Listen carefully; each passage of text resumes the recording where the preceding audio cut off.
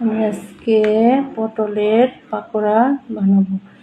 নিয়ে নিচ্ছি বেসন, চালের গুঁড়া, আদা রসুন বাটা, ধনিয়া গুঁড়া, জিরা গুঁড়া, লবণ, হলুদ, মরিচের গুঁড়া, একটি ম্যাজিক মশলা।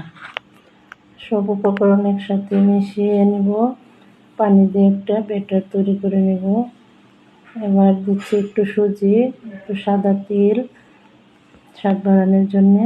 এবার এগুলো ভেজে নিব।